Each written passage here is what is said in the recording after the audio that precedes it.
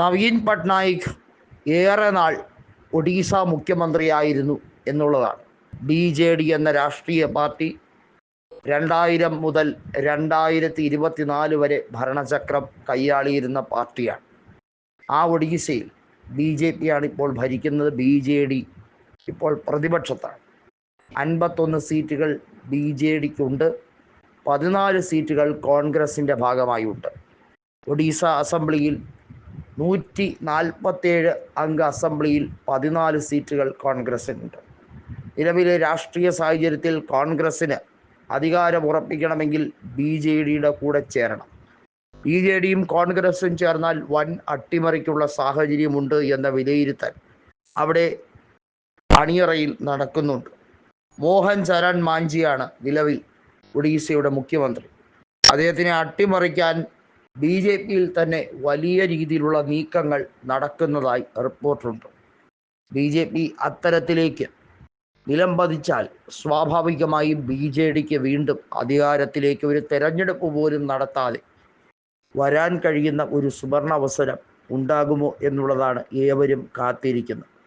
BJPയെ സംബന്ധിച്ചിടത്തോളം അധികാരം നിലനിർത്താൻ ഏതറ്റം വരെയും ഏത് സംസ്ഥാനങ്ങളിലും അവർ ശ്രമിക്കും.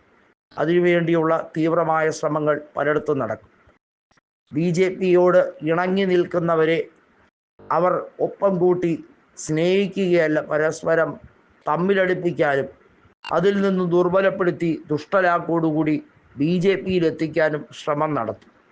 ഇപ്പോഴിതാ മഹാരാഷ്ട്രയിൽ ഓപ്പറേഷൻ ടൈഗർ, അത് ഉദ്ധവ് വിഭാഗത്തിലെ MP-മാരെ ചാക്കിട്ട് പിടിക്കാൻ വേണ്ടി നടത്തുന്ന നീക്കമാണ്.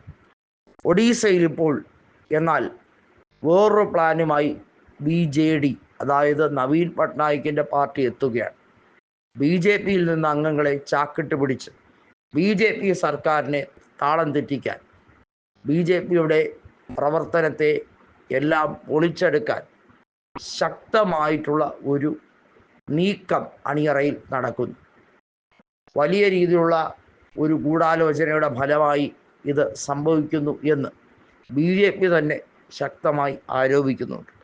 ഏത് നിമിഷം BJPയുടെ ഭരണം അത് അസ്തമിക്കാനുള്ള എല്ലാ സാധ്യതയും കൃത്യമായി ഒഡീസയിൽ നടക്കുന്നുണ്ട് എന്നുള്ളത് യാഥാർത്ഥ്യം. ഇത് മോഹൻ ചരൺ മാഞ്ചി തന്നെ തുറന്നു സമ്മതിക്കുന്ന ഒരു കാഴ്ചയാണ്.